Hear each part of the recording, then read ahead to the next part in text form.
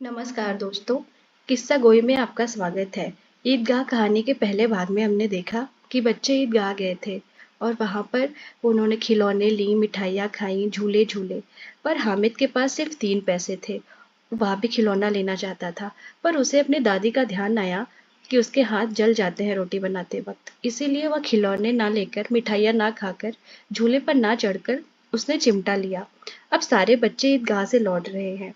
अब देखते हैं ईदगाह कहानी का भाग 2। 11 बजे गांव में हलचल मच गई। मेले वाले आ गए। मोहसिन की छोटी बहन ने दौड़कर भिश्ती उसके हाथ से छीन लिया और मारे खुशी के जो उछली तो मियाँ भिश्ती नीचे आ रहे और सुरलोक सिधारे। इस पर भाई बहन में मारपीट हुई। दोनों खूब रोए। उनकी अम्मा यह शोर सुनकर बिगड़ी और दोनों को ऊपर से 2-2 चांटे और लगाए। मियाँ नूरे के वकील का अंत उसके प्रतिष्ठा अनुकूल इससे ज्यादा गौरवमय हुआ। वकील जमीन पर या ताक पर तो नहीं बैठ सकता, उसकी मर्यादा का विचार तो रखना ही होगा। दीवार में 2 खूंटियां गाड़ी गई, उन पर लकड़ी का एक पटरा रखा गया। पटरे पर कागज का कालीन बिछाया गया। वकील साहब राजा भोज की भांति सिंहासन पर विराजे। नूरे ने उन्हें पंखा झलना शुरू किया। अदालत में खसकी टट्टी और बिजली के पंखे रहते हैं, क्या यहाँ मामूली पंखा भी ना हो? कानून की गर्मी दिमाग पर चढ़ जाएगी कि नहीं? बांस का पंखा आया और नूरे हवा करने लगे। मालूम नहीं पंखे की हवा से या पंखे की चोट से वकील साहब स्वर्गलोक से मृत्युलोक में आ रहे और उनका माटी का चूल्हा माटी में मिल गया। फिर बड़े जोर शोर से मातम हुआ और वकील साहब की अस्थि घूर पर डाल दी गई। अब रहा महमूद का सिपाही। उसे चटपट गांव का पहरा देने का चार्ज मिल गया। लेकिन पुलिस का सिपाही कोई साधारण व्यक्ति तो था नहीं जो अपने पैरों पर चले। वह पालकी पर चलेगा। एक टोकरी आई, उसमें कुछ लाल रंग के फटे पुराने चिथड़े बिछाए गए, जिसमें सिपाही साहब आराम से लेटे।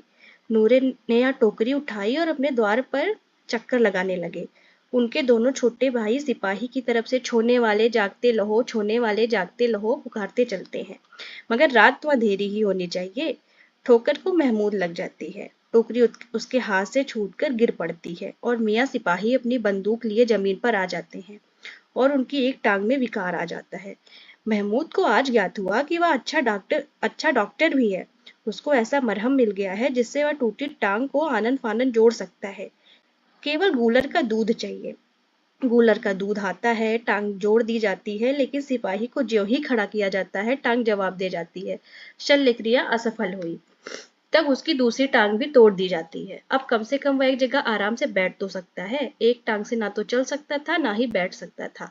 अब वह सिपाही सन्यासी हो गया है। अपनी जगह पर बैठा बैठा पहरा देता है। कभी कभी देवता भी बन जाता है। उसके सिर का झालरदार साफा खुरच दिया गया है। अब उसका जितना रूपांतर करना चाहो कर सकते हो। कभी कभी तो उससे बाट का काम भी लिया जाता है।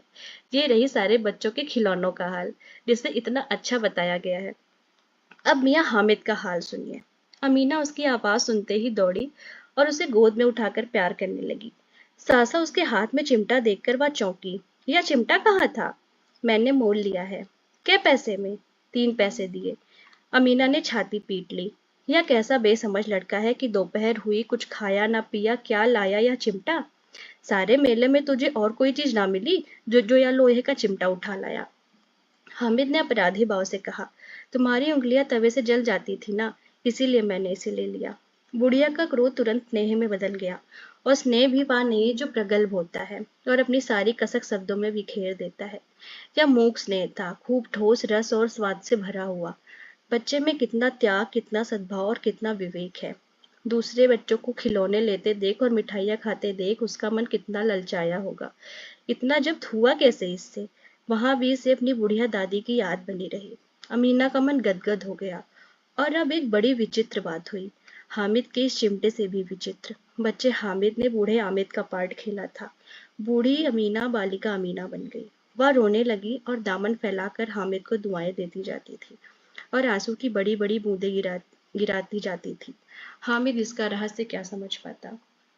तो दोस्तों, यहाँ पर ये कहानी खत्म होती है।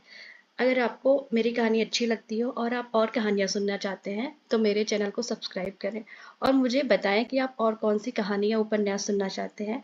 मैं आपके लिए लेकर आऊँगी। धन्यवाद।